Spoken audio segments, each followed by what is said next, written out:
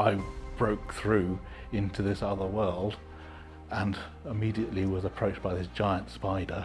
Said, "You're not supposed to be here." I walked into that meeting declaring I was a shaman on a vision quest, and I came out as a schizophrenic. And after a single psilocybin session, it was dismissed out of hand and hasn't returned since, is remarkable.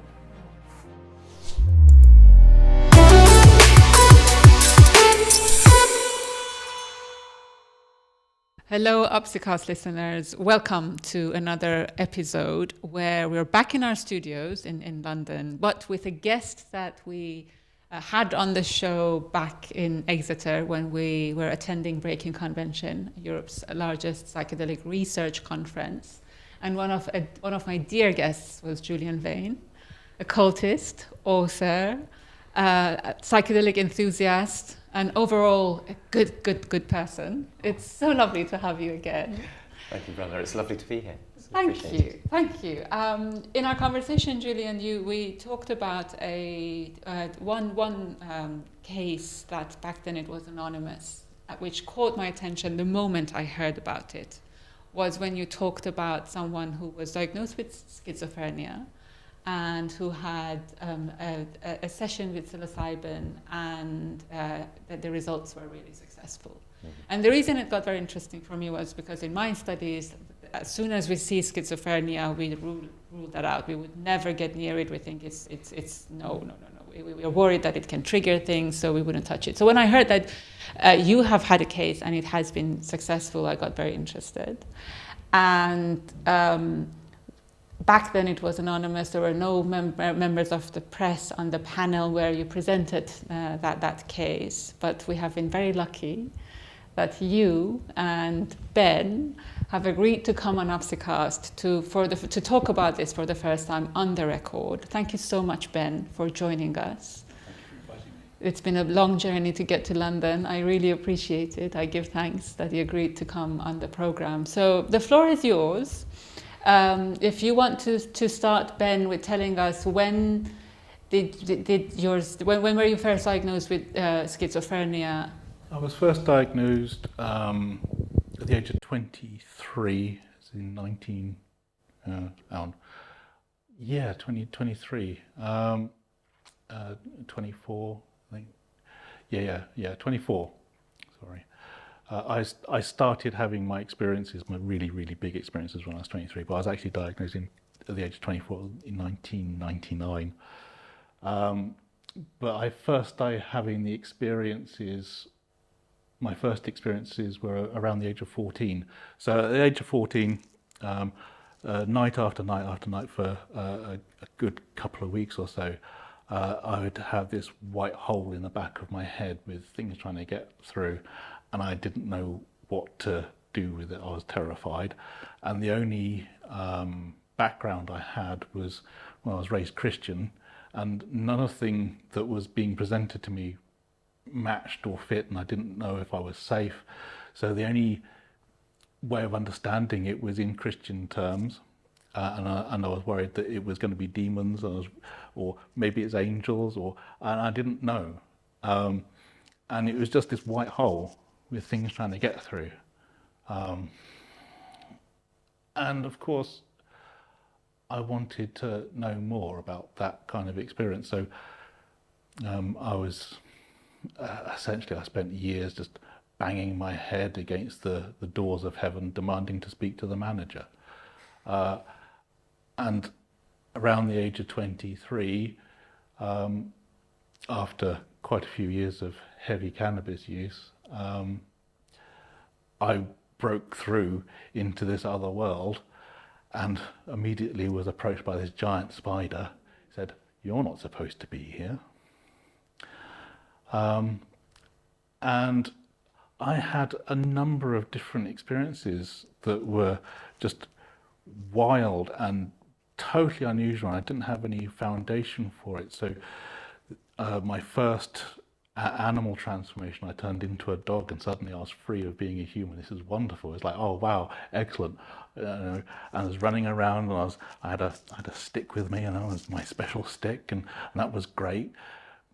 But when I was being spun round and round in circles, You know, everywhere I was going, I was spinning around in circles. So if I was sat on a chair, I'd spin. So I was sat on my head, and then and I was just round and round, and everywhere I went, I was spinning round and round and round.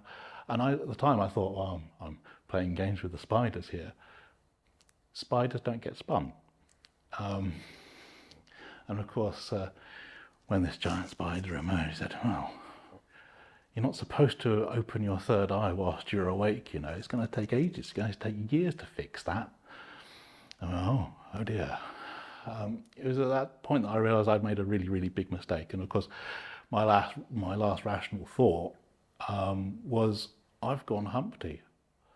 And that was it. After that, when my parents picked me up, you know, we're talking several months later, I couldn't speak. And my mum said it was the only time in her life that she was ever truly scared of me, because I didn't recognise either her or my dad. And it was a very difficult period of time. I mean, psychosis in a lot of ways is a bit like an endless trip, you know, all day, every day, day after day, for months on end. And there's no break, there's no hope. But in the midst of it, there are moments where you can see that there is something special there, that there is something actually profound amongst all the noise, amongst all the rubbish, all the garbage. So at one point I was deluded that my brother was one of 7 members of the Antichrist, and that's completely ludicrous. But you can see that it was rooted in my fears about the future. I was thinking it was a very apocalyptic mindset at the time. You know, 1999, 1998 was like we're approaching the millennium. It's like, oh, so another one of those flashpoints at the end of the world. But also it kind of like melded into, you know, this, you know, the problems I'd had with my brother growing up, where we were always at each other's throats, and so it was. Those two things are kind of like melded in and become this complete nonsense. But in other areas, so there was one occasion where I suddenly found myself underground with 3 moles, and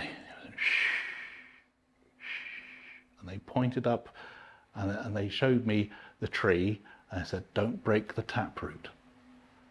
And that's a really profound thing to say, because obviously I was in danger. It would have been helpful if they'd explained what the taproot was, or how not to break it. But I appreciated the warning. I understood that was something that's signal. Amongst the noise, that's signal. That's something which is actually of value. So that's something that I held on to, is that it's not completely meaningless. I wasn't just completely lost. Yes, I was lost, and it was going to take a long time to come back, because I think I was actively, deeply psychotic for a full 18 months, 2 years, which is a long time. And then there was another 5 years slowly emerging from it. And there are a number of things which I had to do to find my way back out. You know, the first models I used was, well, I'm stuck in the labyrinth and I'm lost. I've lost my bit of string. I need to find my way out. But before leaving the labyrinth, it's worthwhile going and challenging the beast in the centre. You know, I might as well go and do that. And of course, there are a number of them. A number of very, very unpleasant voices that were harassing me for years. And it's difficult to really grasp how long it takes to be free of those kinds of monsters, what work has to be done in order to be free of them. So the first one took 4 years. So I had a cannibal in my head for 4 years, and I had to find out where it came from. And of course, you know, that one was rooted in a moment when I was 7, when I bit my brother to find out what he tasted like. And that had gone deep, deep, deep into my unconscious, which emerged again in my first experience of turning into an animal, and immediately I was assailed by the guilt of that, and I had this voice. And I now know them as they're just chances, they're just trying it on. But it hit at a vulnerable time, and it exploited that memory, and it exploited that situation to really, really get a hold. And it was terrifying. It's terrifying to spend so much time dealing with this voice going on and on and on and on and on and on and on and on and on about cannibalism. But once I figured out where it came from, and once I dealt with the guilt of that 7-year-old boy and understood, well, I was 7. You can't hold yourself responsible for something you did when you're 7. Who cares that a 7-year-old wanted to know what his brother tasted like? That doesn't define you as a person. And so, it still took a while, but gradually that one dissipated, and I realised, I can be free. I can find some answers to these other ones, because I had more. There were more voices, more unpleasant voices. Another one took 17 years, and the most recent one, it took the full 25, finally gone. But at no point did anybody suggest that was a possibility. It was, well, you need to take your medication. You'll never find an answer. You're schizophrenic. That's it. That's who you are. Just take the medication, do what you're told. But yes. So you were diagnosed and you were medicated heavily, I guess, yes? Well, they wanted me to take lots more medication than I actually took. I took some. I took some medication. I took enough medication so that they would get off my back.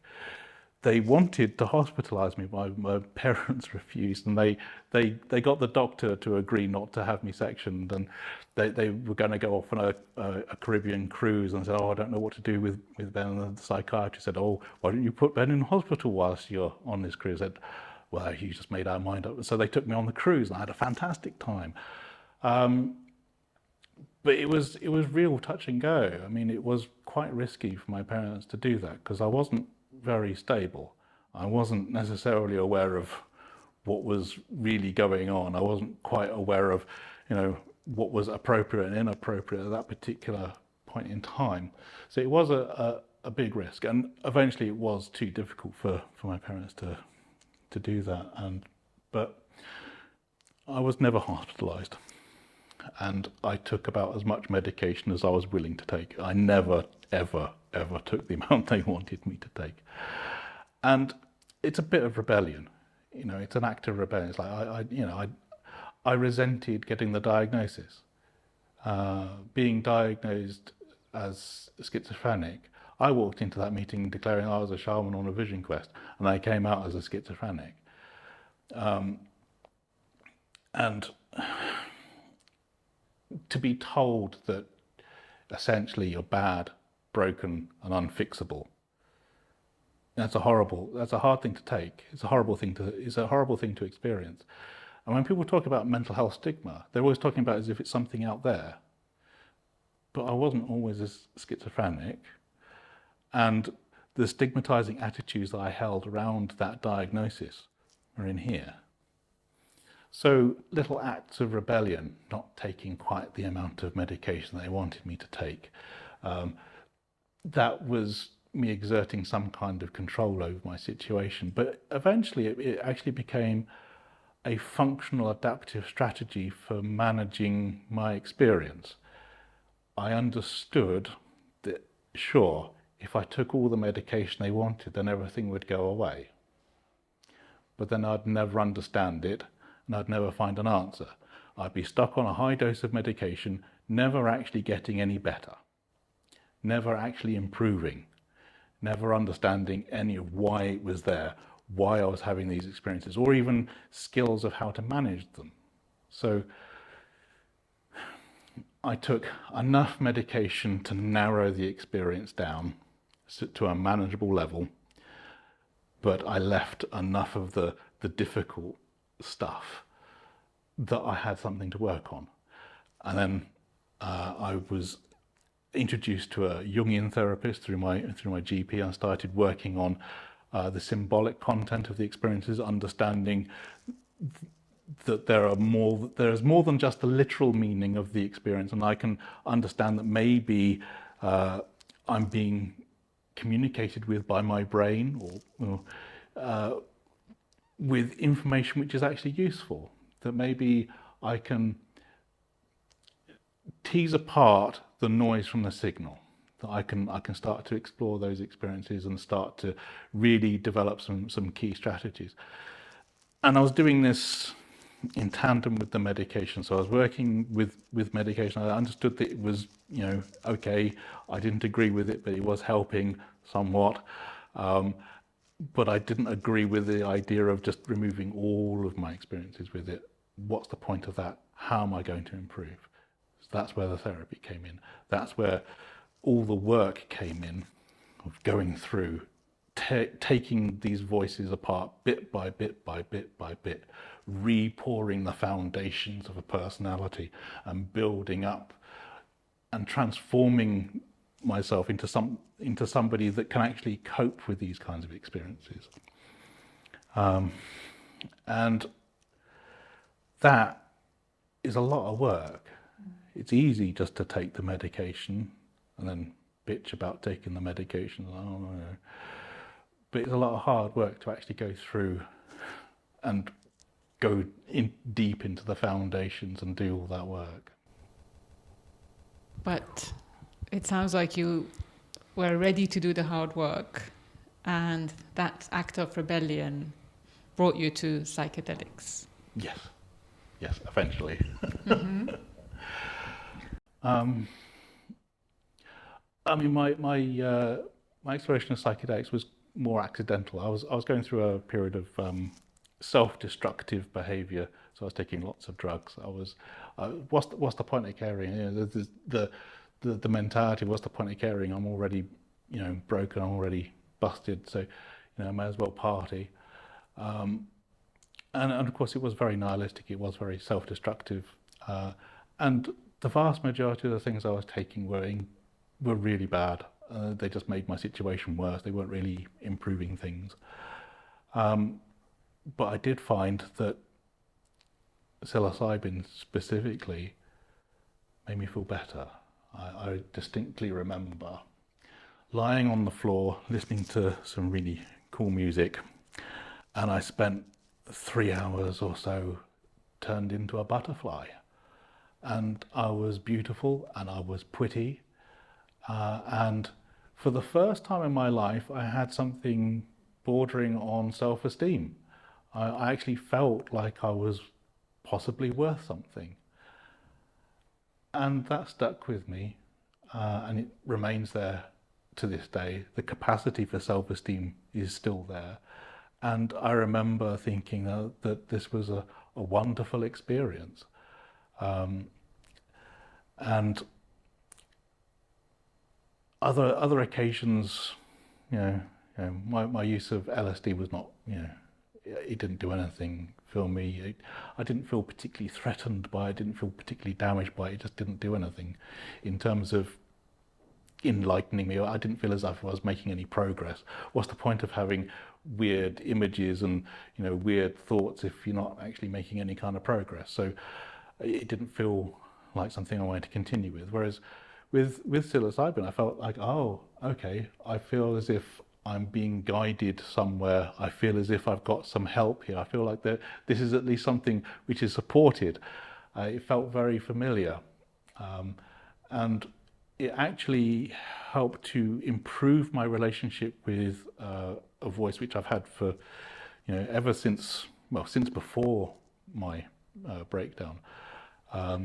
It improved that relationship with that support voice. So, and it's a relationship which is deepened and deepened and deepened, and psilocybin actually helped to reinforce that and to make it, that connection between myself and this other voice, much stronger and much easier.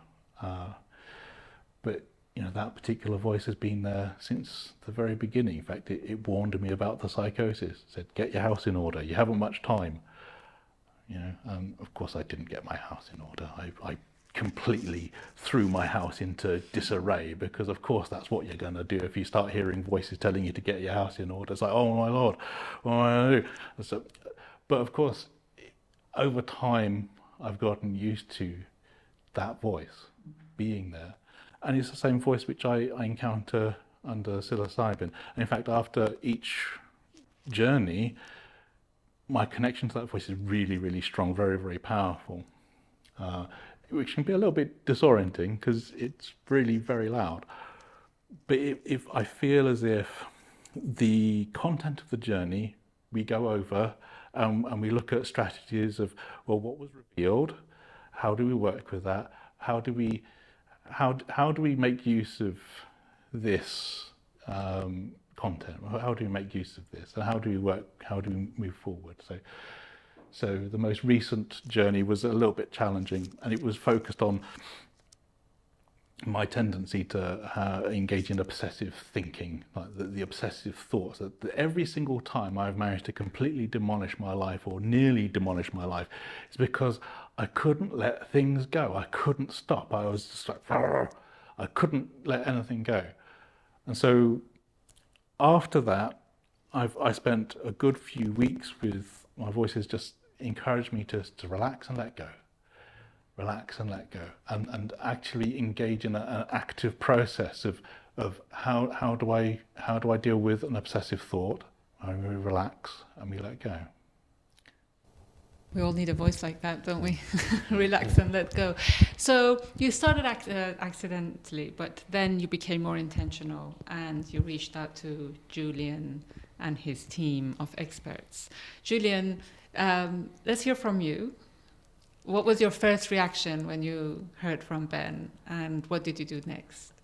So Ben's story came to me through a Jungian therapist that Ben's been working with for a few years, 4 years, something like this, who I've done some work alongside.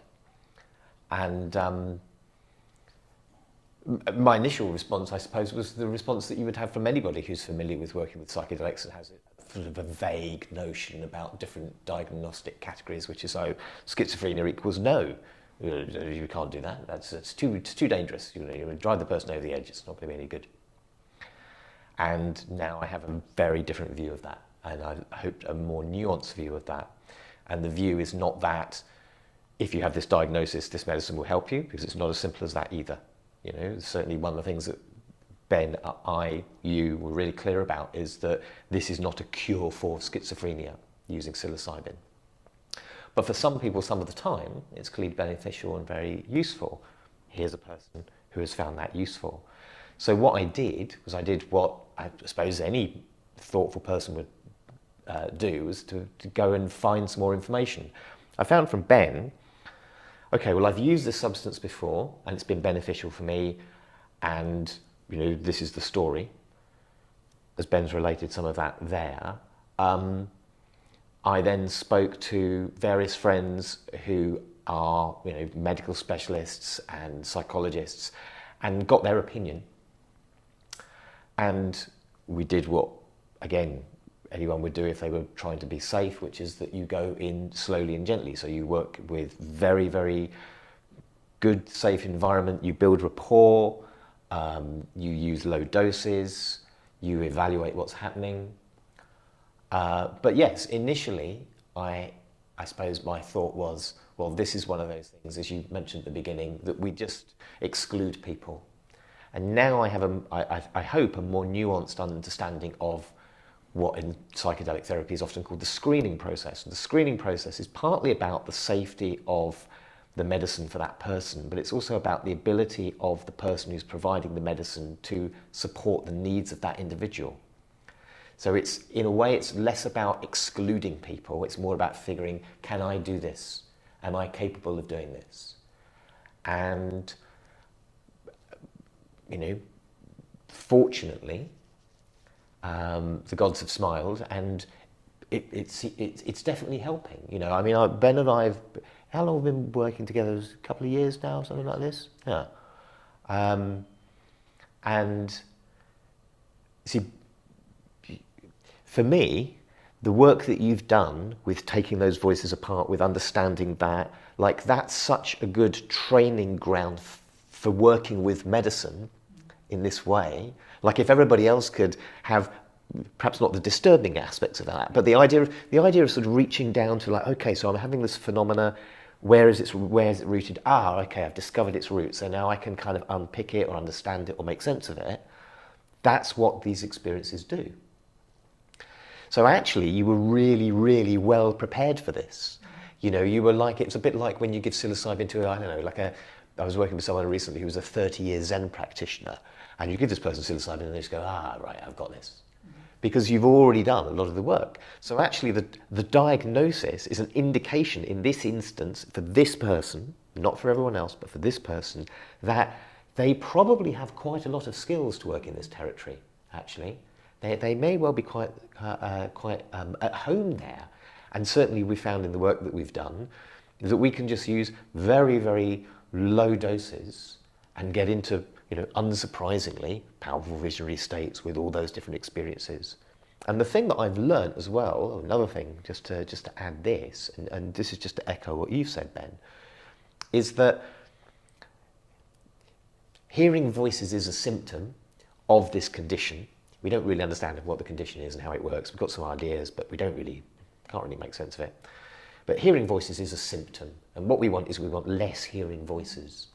And actually, what I have learnt from Ben and from the work that we've done together is that what you often describe as your guide voice, this has actually been turned up to some extent. But it's also been turned up in this really interesting way where the guide voice says, oh, stop obsessing even about me, the guide voice. Why don't you just relax and breathe and let go? Why don't you just go out for a bit of a walk and just leave all the whole thing? You know, I've got this. You just go off and, you know, go do your shopping or whatever. And that's really interesting. There's something really fascinating in that this thing that we, understandably, you know, if it was a cannibal living in my head for 4 years, you know, I mean, just that would be utterly terrifying. You know, we sort of joke, oh, there's a cannibal in my head. No, really, think about what that would be, how that would be. I would be very frightened. I'd be very, very scared. So I would understand wanting to take medication that basically, can I just turn this off now? Turns out that may not be the best strategy for some of the people, some of the time. So, yeah, there you go. That's the story. I think it's so lucky that you found Julian, because maybe many other psychedelic therapists would not have had the knowledge, because as you say, we don't dismiss these sounds. These sounds, maybe in other cultures and traditions, that you have special powers. You have abilities to speak with the spirit world without medicine. A lot of people take medicine to have those abilities, so they can talk to other entities and other power, and then they learn how to work with it rather than completely. That's the Western science that, if you're hearing voices, you have to stop it because it shouldn't be there. Yeah, I mean, I think I've heard the question, are you hearing voices, a lot from professionals, but I think a more important question is, how is your relationship with the voices? Mm-hmm. So it's possible to have a really healthy relationship with some very unpleasant voices. The healthy relationship is, no, you're there, I'm here. That's a healthy relationship. You've got it. You understand where you are, and you know what it is that you're doing, and you know there is a process there of, I am working hard on fixing this particular issue, and that's a healthy relationship. It's also possible to have an unhealthy relationship with a positive voice. So my guide voice, at one point, now, most people, if you'll have this, like, oh, well, leave me alone.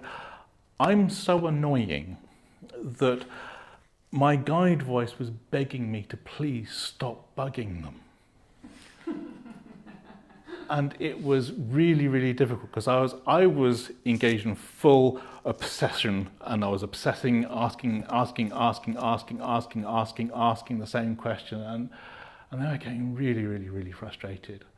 And eventually they just turned around and said, "You importunate boy." And I didn't know what importunate meant, so I had to go and look it up in a dictionary. It means persistent to the point of annoying. And then I read that, and they said, "Don't call us, we'll call you." And that was it. They just shut off from me for a good few months after that. And I thought to myself, well, if that had been me, if I'm the author of all these voices, I would have used the word impertinent, because I actually know what that word is. Why was a word which I had never heard before used, and why was a word that I'd never heard before be so specific to that situation? And that helped me to really understand that what I was working with here was something which was important, but also that I had developed a really unhealthy relationship. Now, I still have a tendency to ask far too many questions of my guide voice, and they are very clear. It's like, we are not here to give you the answers. We're here to provide you with support. We're here to guide you. We're here to protect you, but we are not here to give you the answers. What's the point in that? What are you learning if we give you all the answers? But the relationship between us has improved. So it's possible to have a really unhealthy relationship with a really positive voice. It's perfectly possible to have a healthy relationship with an unpleasant voice. I've had voices which were on the surface friendly, but got me into an awful lot of trouble, only to turn around and be all Nelson Muntz with and then they suddenly became horrible. So whether or not a voice is friendly is not necessarily an indication of it being a friend. And I spent a long time dealing with this giant spider, and culturally we associate spiders with being evil, monstrous things. But she's actually she's good people. She just, her basic message is be a better dancer upon the web of fate. That's profound. Yeah. That's very profound. I mean, that's one of the things that I found really, really interesting when talking to you for the first few times, and continue to find interesting, which is that it's a rather predictable trope to say, oh well, someone with schizophrenia in another culture would be a shaman, and maybe that's true, maybe it isn't. Who knows? I don't know. But I do know that working with you, speaking with you, working with the medicine, your experiences of all of these animals, it's of all of the, by and large, everything is an animal being. And I nearly use the word spirit because, you see, the thing is, in my style, the tradition that I'm part of, this thing called the Western magical tradition, which has its roots, as the words probably don't suggest, in North Africa, we use words like spirit. But we use them in contemporary occultism, we use them really lightly. Like, it's just a placeholder for an experience, right? We're not making any ontological claims about, is it from another dimension? Is it an aspect of self? We don't really care about that. What we care about is the quality of the interaction. That's what we're interested in. If you're going to interact with a spirit, yes, of course, just like any spirit that you interact with, there can be interactions that are respectful, there can be interactions that seem perfectly nice and they go wrong, there can be all kinds of different processes. So when I started working with Ben, and in my head, from the tradition that I'm from, there's a thing called the Holy Guardian Angel, and the Holy Guardian Angel, which appears in Kabbalah and various other kind of many spiritual traditions, is this guide voice. But again, the reason I think we've worked together so well is that I don't necessarily locate that. I'm not interested in where that's located. I'm not interested in whether that's a bit of your brain, or whether or not it's a linguistic cultural structure, or whether or not it comes from another dimension. It doesn't matter. What matters is the way that we engage with this guide voice, this angel. Angel just means messenger, is what it means, as we know. So for me, being able to work with someone who is able to, by dint of who knows, accident of birth, genetics, circumstance, good fortune, bad fortune, finds themselves surrounded by spirits. It's like, oh, okay, I understand this. I understand this. And we can talk about this in a way that brackets out any truth claim about the nature of that spirit. And we can just say, well, how are things with the guide voice today? How's it all been going? Been being helpful or been being annoying? Well, usually it's the other way around. I'm the annoying one. I mean, I think when I look at it, there's not a lot of difference between a spirit and a manifestation of the unconscious and subconscious mind emerging into the conscious. Functionally, it's exactly the same thing. If I start talking about spirits, the doctors are more likely to prescribe me more medication. Whereas if I talk about manifestations of the unconscious and the subconscious emerging into the conscious mind, and if I talk about them as being symbolic representations of meaningful matter, then they're more like say, oh, wow, you show great insight. The difference in language determines the outcome of that interaction. And I don't know who they are. I had one a few years ago. It just arrived whilst I was stood in the kitchen. It turned up all out of breath. And he said, quick, we need to go to London. We made an appointment for you to see Jeremy Corbyn. And my immediate reaction was, you're having a laugh, aren't you? Seriously, you're having a laugh. And that was it. That was the only interaction I had with that particular voice. It was a chancer. I understood it to be a chancer. It was not true, what it was saying. The reality of it was, well, I had the experience. To that extent, it's real. But the meaningfulness of that interaction was I understood something then about how voices work. That it's a chancer. It's trying it on. And if I was in a more vulnerable space, if I was, going through a breakup, or I was depressed, or I was anxious, or any number of other situations, if I was really, really confused about what was going on, I might have gone to London. And I might have gone searching for Jeremy Corbyn. And I might have found myself sleeping on the streets. I might have been picked up by the police. And all of that because some chancer was just having a bit of fun, was having a laugh. Let's mess around with his head a little bit, shall we? But of course, when that experience occurred, it wasn't exactly my first rodeo dealing with voices. It was a bit of a surprise, because it always is a bit of a surprise, but it was so laughable. But when I look back at some of these others, the cannibal was also just as laughable. There was no real threat of me being one. It was just a chancer, and it was playing on a memory, and it was playing on a situation where I was transforming into animals, and it spotted an opportunity, and just like the one which wanted me to go to London, it spotted an opportunity and it took it. The difference being that when it hit a vulnerable spot at a vulnerable time, it got its feet in the door and it started to create its own little empire of influence and power deep there in the subconscious mind, and it was playing its game. And it took a lot longer to get rid of. Whereas one which just is trying its luck, it's like, well, all right, you can say that, but I don't think it's true, and is immediately dismissed. There's not really that much difference between them, apart from when they hit and how hard they hit. It's easier to get rid of one just straight away. If it's got its foot in the door, talking years, maybe. At the very least, it's going to be months, and there's no knowing how long it's going to take, if it's even possible. Sometimes somebody is going to have a voice which is just going to be unresolvable. You're just going to have to live with it.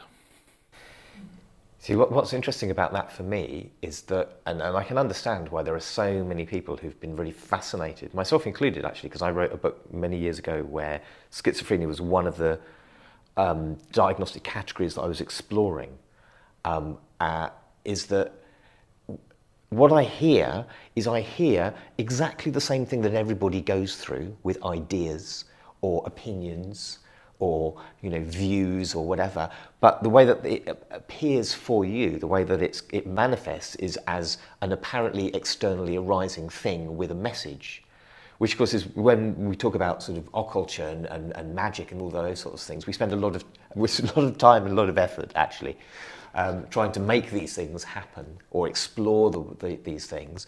But even in somebody outside of that, here comes, we live in a time of, the red pill versus the blue pill. So here's this tiny little thing, this set of ideas that I take inside me. And if I do that at a vulnerable moment and it locks in, suddenly I'm concerned about the chemtrails in the sky.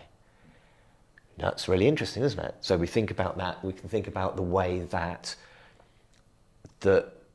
those experiences, they reveal, it seems, at least some of the kind of the underlying psychic structure of people, of humans, irrespective of whether or not they have that diagnostic category that's been presented to them.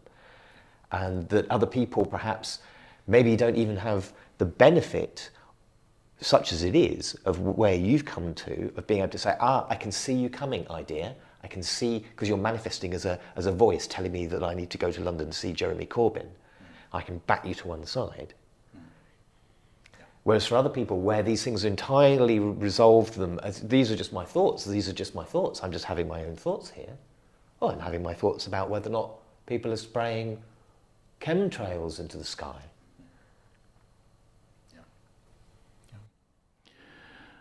I think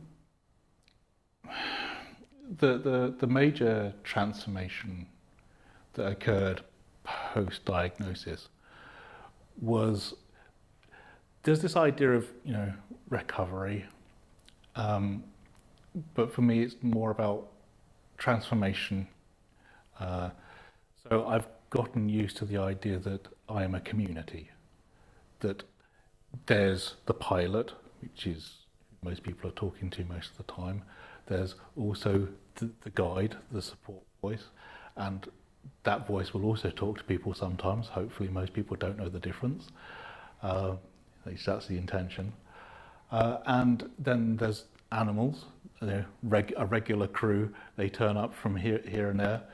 And then of course there's the random encounters, the emerging things, and of course there's the goblins and things. But if it's a healthy, functioning community, then that's okay. The idea of being a unified individual person doesn't really make a lot of sense considering my situation.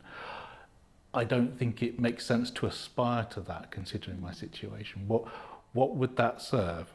It would just render me less capable of managing this situation. If I understand that, I have a community which I'm at least vaguely responsible for, there are other entities here that are also responsible for the health of it, but we're working together, we're actively working together to improve the health and well-being of this particular community, and that's fine.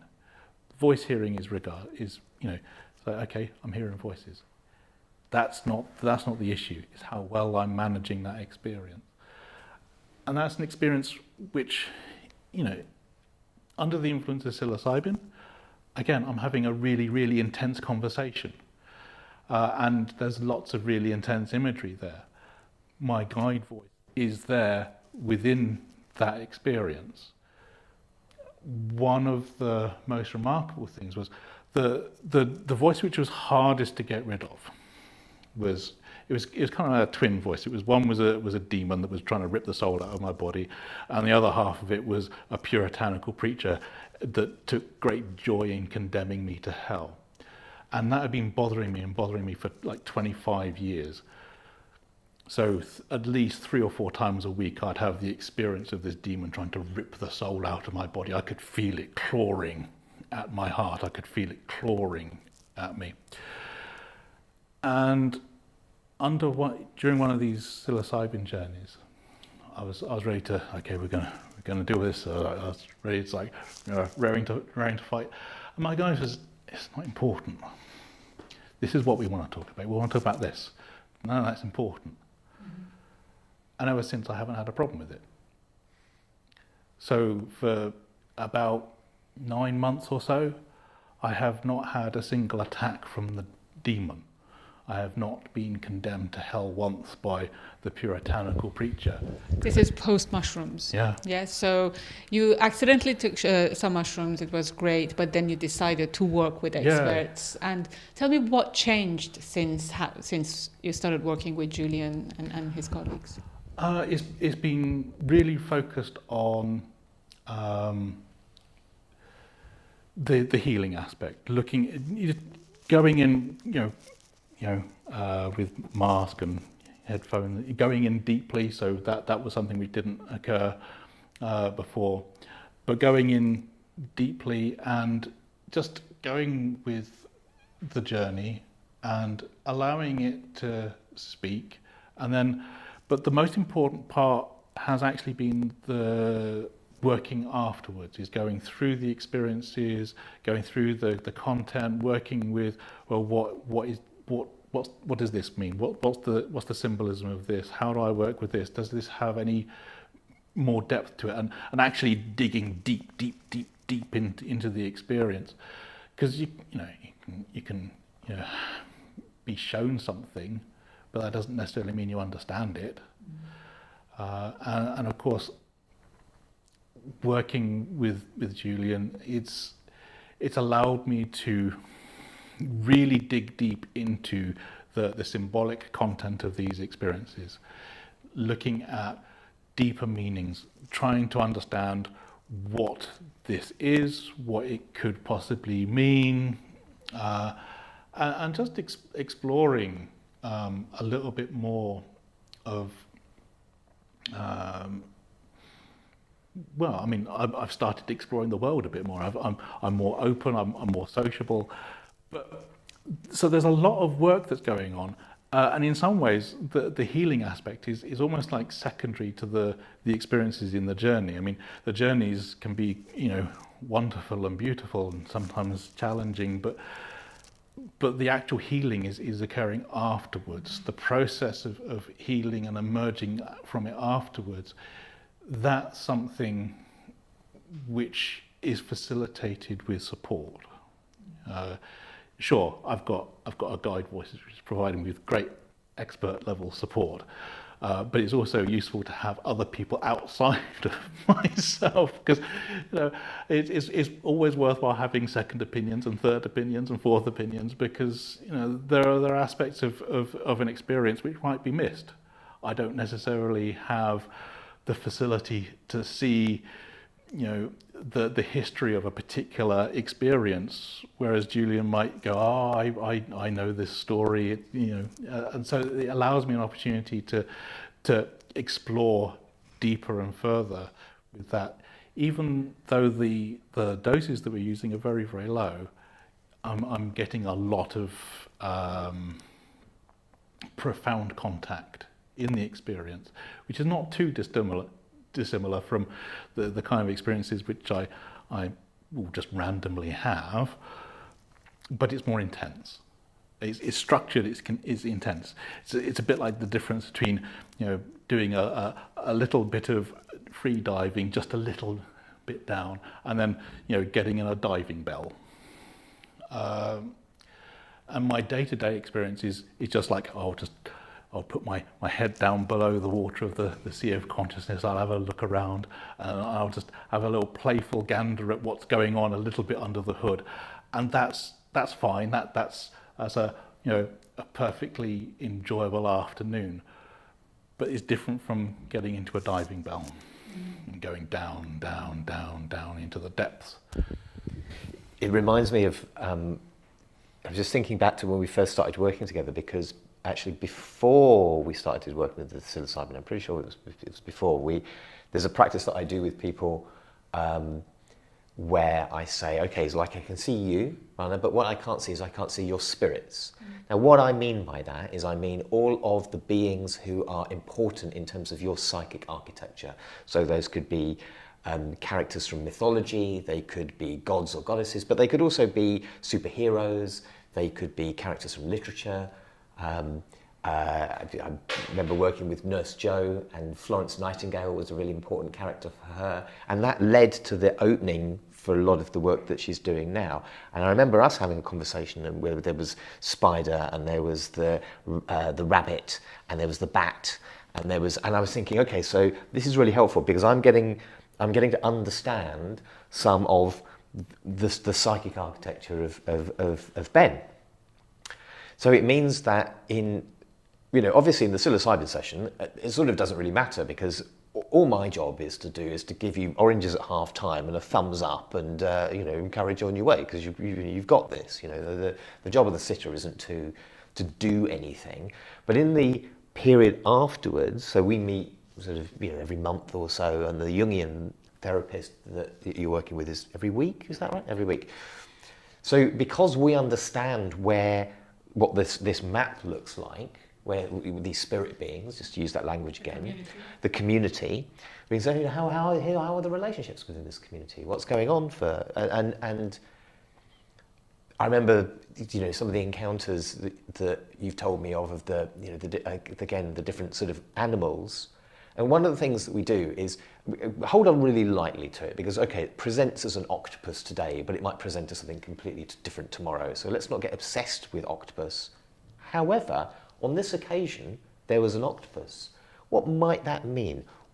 How might we very gently and playfully just kind of explore how that is? Because this part of the psychic architecture has decided to appear in this form. And this is exactly the same for anyone who takes a medicine journey. For anyone, it's like there's the shape that something has might have a message, but certainly if that thing comes up to you and is trying to communicate with you, whatever its ontological status, whether it's from another dimension or whether it's just an aspect of yourself, doesn't really matter, but being able to understand that the ecology of self, Terence McKenna calls it the ecology of souls, that we encounter with things like ayahuasca and mushrooms and so on. So that ecology of souls, to have a little of that shared between us, and I am so enriched by this man, in terms of my experience and my understanding. This man is a great teacher for me, really, really. I understand not just diagnosis of schizophrenia, but I understand that ecology of souls much better from working with Ben. Much better. Appreciate it. Thanks, Julian. Mate, totally welcome. Thank you. Give thanks for both of you. You're both gifts. And we're learning so much from both of you. Ben, are you taking any medications? At the moment, no. I haven't abandoned the idea of medication. It's there if I need it. I found that using psilocybin, I was able to reduce my medication really low, and the last 2 months I've been completely off medication, which would have been completely impossible before.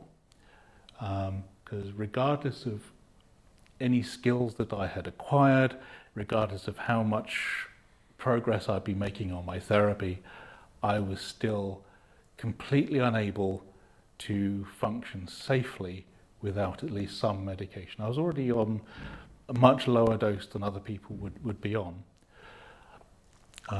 And primarily that's to do with the amount of therapy that I have been taking advantage of. I've been taking real advantage of the therapy that I've been provided, and the opportunity to really work through some of these things. But I haven't seen that I've been any more at risk. I haven't been unstable since I've stopped. It doesn't mean to say that I it's not something which I'm not going to just completely abandon it. I'm just going to see it for what it is. I look at the medication as being a really, really important tool. It helped break the fever initially, and it helped provide a lot of stability. If I can replace it with psilocybin, I would much rather take a medicine every 3 or 4 months than every single day. antipsychotic medication is incredibly powerful, very toxic, it's got lots of side effects. It increases the risk of heart disease, diabetes, dementia. The risks that it has are mitigated by, well, you're taking it because it's going to help with this diagnosis, it's going to help you remain stable, and it has done. But being able to withdraw from it and come off it and still be stable, that's fantastic. Fingers crossed that it remains so. But I feel more stable. I feel more enthused. Since early June, I've been going out for a walk every day. That never happened before. I hadn't ever done regular daily exercise before, and I've enjoyed it. I've thoroughly enjoyed it. The idea of travelling at all, going anywhere at all, that was not possible. That wasn't really on my bingo card of things that I could do. But I'm planning to go and visit my brother soon, and I'll be going on my own, and that's something which is, it's an anxiety-provoking situation for me, but I'm doing it. So, is this something which can replace antipsychotic medication for me? I hope so. We're not entirely sure whether or not that is something which is going to be a long-term solution. I'm willing to give it a try, because I have to accept the fact that for a number of years I'd plateaued. I'd made about as much progress as I was able to make. I wasn't making any more headway. I was working really, really hard at dismantling this last voice, and despite the fact that I'd understood where it came from, despite the fact that I'd walked away from the philosophical origins of it, despite the fact that I'd done all this work, I was still being attacked. And after a single psilocybin session, it was dismissed out of hand and hasn't returned since, is remarkable. So I'm willing to give this new medicine a shot. Incredible. And are the voices gone, or are they there and you're still, but you have a... I have a really strong relationship with my guide voice. So my guide voice has got very, very much stronger. But we work well together. So we're kind of like a team. We're kind of working alongside each other, and the relationship is improving. As they get stronger, I actually have to use more discipline and skill to refrain from asking lots of questions, because I know that it upsets them. I know that they won't. It's like, no, stop.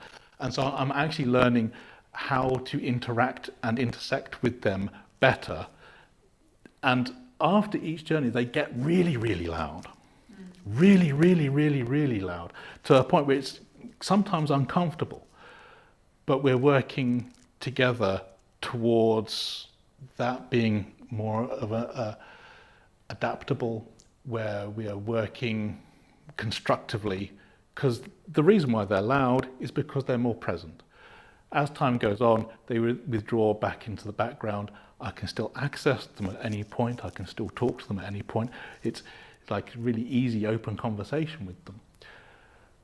And we explore lots of different questions together, but mostly they're just there, helping to provide support and guidance. So that voice remains. And I haven't noticed too many new additional voices. I've had some chances, but then chances come and go anyway. And no amount of even though I was on antipsychotic medication, I was still experiencing chances. I was still having to deal with these occasions. Maybe not as frequently as in the early days, but I was still having them. And the incidence rate hasn't increased since I stopped. So I don't feel as if I'm under too much threat of having another psychosis. I am aware, I keep psychosis on the horizon. I am aware that it's there. I know that it's a risk all the time. And my job is to avoid psychosis. That is what I do. If I find myself on the borders of a psychotic episode, I will do what I need to do. I will do everything I need to do to bring myself back across and find a nice stable spot, and then we'll weather this particular incident as best we can. You can't always prevent being on the borders of psychosis. A friend of mine died and I was surrounded by giant insects. Once I'd figured out what the giant insects were there, why they're there for, what do they mean, what was the purpose of them, they left. And I felt better for it, even though it was a difficult experience. But I was on the borders of psychosis because a friend had just suddenly died, and I was on medication at the time, but it still doesn't matter. The stress of that sudden death is enough to send somebody over into this other place, and it's easy to get lost there. If there's one thing which I've learned, is that it's useful to have a set of metaphors to explore that place with, because it's like setting a torch alight in the midst of the labyrinth. It's how do I find my way out? Best way I can find my way out is have I got a useful story? Have I got something which I can grasp hold of? Is there a narrative that I can use to explain this? What's the symbolism of this experience? How do I find my way back? And that's going to be an issue occasionally. And one thing I think it's worth highlighting for people who are listening to this conversation is the importance of having people like Julian and people who understand the spirit world and the medicine when you go and take mushrooms or any other psychedelic medicines, because it can actually be dangerous. It can get out of control. So tell me about the difference of the times that you had the medicine on your own and when you had people who are holding space and who know how to create a container for you. Well, there's only been one challenging experience when I've been working with Julian, and that was, it was a rough road, but it was nice to have people there to talk to afterwards, because it was difficult content. We're talking about a history of obsessive thinking and a habit of overthinking, and some of the content from that was difficult to hear, it was difficult to experience. And having people there that were supportive and kind and were able to talk to me during and afterwards, it's helped to integrate some of these things. So I'm actively working on, the skills necessary to let things go, because that's going to be really, really useful now that I'm not on my antipsychotic medication. I'm going to have to acquire skills much more so. I mean, I was acquiring skills anyway, but I'm going to have to use particular skills in order to notice if I'm at risk, and I'm going to have to apply other skills. So relaxing and letting go. It's like swimming. It's like if you relax and let go, you don't drown. Psychosis is drowning. Shamanism is diving, and relaxing and letting go is floating. Beautiful.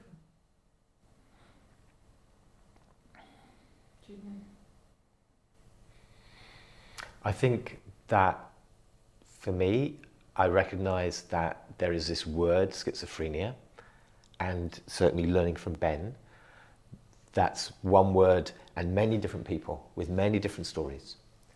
And sometimes those voices are the voices of, and you know, we've spoken about this, you've taught me this, the voices of an abuser who's harmed someone. The voice becomes internalized or experienced as though it's an external voice.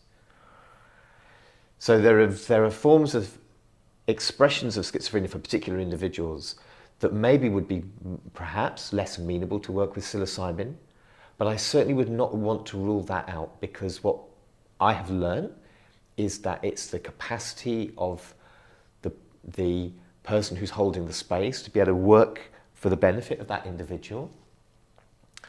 And so understanding that individual and what their story is, and in Ben's case, for me, it was like, oh, so the guy's surrounded by animal spirits. Okay, well, I'm familiar with this. This is a territory that I'm used to working with.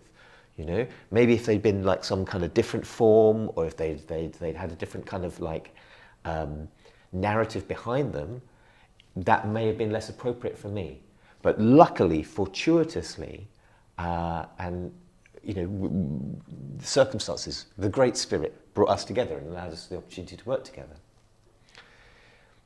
We know that it's not just the pharmacology of mushrooms. Yeah, everybody's clear about that. The setting, the relationship, and also the skill of the person who's doing the journey.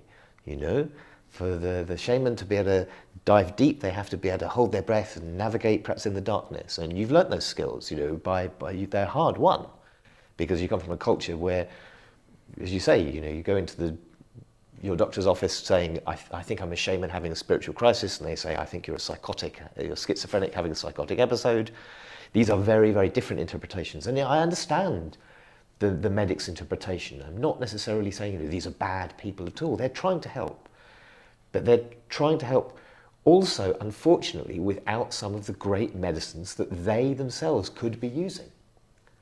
You know, I'm fortunate that I'm able to be in environments where I can provide psilocybin for people, support people through those experiences, and so on. If only we were able to bring those things into a broader space, we will find, like Ben has found, there will be many other people who would benefit from these medicines. Not everyone watching this who has schizophrenia or has a diagnosis or has a friend, don't just go out and get them some mushrooms. That's not what it's about. It's much more subtle than that. It's much more complex than that. But it is doable. It can be done, and it can be done, it would seem, so far, reasonably safely. Here we are in London. When was the last time you were here? Over 10 years ago. Okay. Wow. So, you know. Whew. Yeah. Give thanks for your guide. Yeah. I'm very fortunate to have one. A lot of people I know with the same diagnosis, they don't have a supportive voice at all. The entire experience is just one long nightmare. And of course, when people are talking about the experience, they're not really understanding the wide variety within that. So I know people whose entire lives have been derailed by a single voice. I have one voice which is a guide, and I've had several which are problematic, and that's a different relationship. The voices that I have a different origin. So the wide variety of experience, you can call someone's experience schizophrenia here, and you can call someone's experience schizophrenia here, but they're wildly different stories. We're all different people. Forgive me if this question is very naive, but when you talk about voices, do you hear them or do you feel them telepathically? The main way that I hear them is I feel pressure in my head, and it feels like they're booming through my head and my body. I have had voices that I've heard externally. I find that harder to manage than ones which I'm hearing in here, which are emerging in here. I experience them as kind of like a possession. So my guide voice will take over my body, will take over my mouth, and will say things to me sometimes. And other voices have done. When we had to go to London, that took control over my body, and it took control over my mouth to say those things, to say that. And for that period of time, I was not actively in control of my body. I was present, but I was not in control. And that's a different way of experiencing voices. Not everybody has the same experience. There are a lot of people whose experience will just be external. A lot of people whose voices will just be internal. Not everybody will be experiencing them as a kind of possession. And the way that those experiences differ, it's a wildly different experience. That they're not the same experience. If I'm hearing voices inside here, my sense of self is undermined. Who am I as a person is undermined. Because exactly who is it that's in control of this body? Who is it that's speaking to you? Who am I? So the idea, the concept of a person is undermined. Whereas hearing voices from outside, the sense of reality is undermined. How can I be sure that the people out there are real? And do they sound like me and Julian? So it's as if there is another being that you can hear. And do they have gender and language? Yeah, different genders. Sometimes, the goblins are all kind of like, they got this kind of like whiny kind of voice. Whereas my guide voice is sometimes male, sometimes female, sometimes an individual, sometimes a collective, sometimes so my guide voice actually has a number of different manifestations, and it does actively like to play with that concept because it wants me, in the very first instance, it wanted me to understand that what you experience in here can appear as anything. Just because something appears as something doesn't mean that that's what you're seeing. We all have access to the dressing up box. So my first encounter with my guide voice, it turned up as the happy eater sign. Had a big glowing title, it's like, I am this. The name was like, oh wow, okay. But appeared as the happy eater sign, which kind of like undercut the important name. And I asked, why have you appeared as the happy sign? Well, it's funny, isn't it? But it was the first lesson. The things that you see in here, they're not necessarily the reality of what you're experiencing. 25 years later, big highfalutin name said, I could have given you any name. How do you know that it was me? How do you know that was my name? Can you ever be sure? And again, it's an important lesson. But it sounds like you are sure, because you know that it's your spirit guide, but has different voices and has different manifestations. So you know what you're dealing with, don't you? Yeah. Mm-hmm. I think the second part of that lesson could only occur after 25 years, the identity bit. Because I'd gotten used to the idea, it's like I'm working with this person. The appearance might shift and change, but I'm working with this person. And it's only after 25 years of good, solid bonding between us that it says, well, how do you know that that's my name? And I asked and said, well, you needed to feel secure. You needed to feel as if you had somebody that was really on your side. And it was a name that you could trust. But is that me? And even if it was me, do you think it was my favourite name? Do you know what my favourite name was? How many names have I had? How many roles have I had? And it asks those questions. And it's really, really confusing, but at the same time it's really enriching because I spend a lot of time thinking about it. But it's also, I tell you, I'm sort of laughing here because it's like, this is, you're writing the script for like the spirit being, or one of those moments where the example that you gave of removing the demon and the preacher, where the technique was just to go, oh, this doesn't matter. That's just classic, isn't it? That's classic medicine work, where you go into this experience going, I've got this terrible thing with my post-traumatic stress disorder or my eating disorder or whatever it is. And then what the medicine goes is, you need to go and be a gardener. yeah, all the other stuff will sort itself out. You just go and do that, or so there's something for me really delicious about that, because if you look at the way that, and again, I'm just going to use this general catch-all word, spirit beings appear in literature or in different cultural settings, this is, unsurprisingly, this is how they are. They behave like this in a sort of, bless them, slightly annoying way sometimes. The good folk, the fairy folk, all of those beings. But also the way that guide voice is kind of, right from the beginning, it undercuts itself with that happy eater sign. So it says, this is important, but hold on lightly to this, like don't just get obsessed with this thing, And again, this is really great training. So when I, having had these conversations with Ben, some of these before working with psilocybin, it's like, oh, this dude has got this. He's absolutely going to get this, because he's got all the skills necessary to go in, have a powerful experience, but not get really absorbed in it and obsessed about it. There's plenty of people come back from their medicine journey convinced that they're Quetzalcoatl, or that they're Jesus, or that they're, it's embarrassingly common in some situations. But you'd already done a lot of that work. And I would say, actually, and I know we've spoken about this before, that most recent journey, which was in a way more challenging, in a way it was also more personal. So it's like we're getting down now, as Ben and I have worked together over these years, where I see two things, frankly. I see this dude seems happier, seems, to be more engaged with the world than when we started hanging out.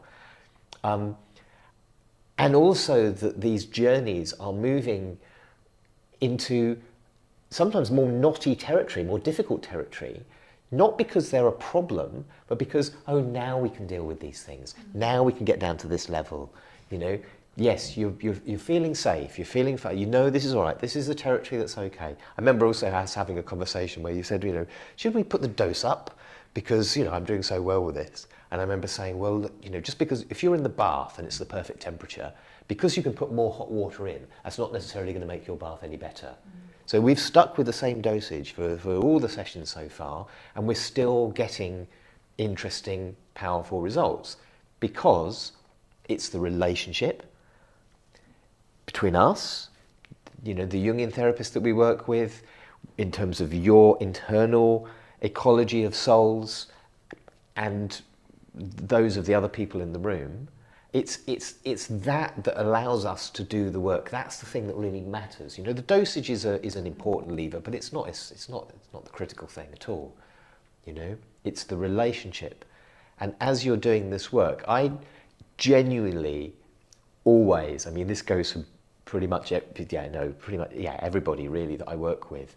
I'm in awe of these people. Because, I've got my stuff. I do journeys as well. Sometimes it's pretty hard. And if you're going through a difficult period in your life and there's stuff going on, it's difficult work. So I have such respect for the courage of people. And when that courage is contained in a space of kindness, we can do remarkable stuff as humans, It's hard being a human. And we can do that. We can do that. We've done it and continue to do it. It's hard being a human, but it's also very interesting to be a human. Well, for us, it's only game in town right here, right now. So, just got to get on with it. I can continue for a long time. This conversation is very fascinating, but I'm conscious of batteries running out at some point. I think that I'm worried about the microphones. Is there anything you would like to add? I think I've said enough. I've rambled on quite a bit, so yeah, I'm okay. I really enjoyed it. No, I think we've covered all the important points. Really, yeah, I do. Yeah. So I'm going to end with, please, whoever is listening to this or watching this is not medical advice. If you have been diagnosed with schizophrenia or anything else, please don't go out and try things without doing enough research, being with trusted people and practitioners who know the medicine, who know the spirit world, who have enough expertise and wisdom to work with these medicines. if there's anything else you would like to add, Julian. I would say all of those things, and I would also say please don't lose hope, because you were saying that you'd found the antipsychotics some of the time, some situations really beneficial, really useful. The Jungian therapy, really beneficial, really useful. And then the medicine work, really beneficial, really useful. There is a tendency we have, I think, particularly with the scary S word, to go, well, that's it now. Finished, nothing doing. So yes, don't just rush out and buy a bunch of mushrooms thinking that this will heal you, but please don't lose hope that something can help. Ben, final words? I don't know if I've got any real final words. I mean, you both said such wonderful things at the end there. I think it's important that people, if you're going to engage in recovery work, you actually have to put the work in. I think a lot of times when, certainly early on in my mental health career, I said, oh, I don't have a magic wand to wave it, I can't wave it all away, I can't wave it all away, I haven't got a magic wand. And that's true. It's a lot of work. There's a lot of work that has to go in. You have to put in the hours, you have to put in the weeks. But then, if you have a scary diagnosis like schizophrenia, what else are you going to do with the time? What else? What other game in town have you got other than to find a solution? If the psychiatrists are not presenting a solution, then maybe you can find one yourself. And in time, the work that you put in it might pay off. There's no guarantee that the voices are going to go away, the ones that you want to go away. There's no guarantee that they won't. But you will never find out if you don't try. If you don't put in the effort, you don't put in the time, then you'll never find out whether or not you'll find a solution to them. And what I find inspiring about your story, Ben, is A, the fact that you're a rebel. B, you refused to take all the medication because you wanted to keep that channel open. And you saw that as an opportunity to work with the spirits, which is, and your curiosity about what was going on out there, that I find very inspiring. And I'm very grateful for the fact that you shared a bit of that with us. And Julian, what I find very inspiring about you is your open-mindedness and not giving up hope. So both of you, I'm very grateful for this opportunity to have you here on Obsicast. Thank you. Thank you. So much. Thank you. Thank you.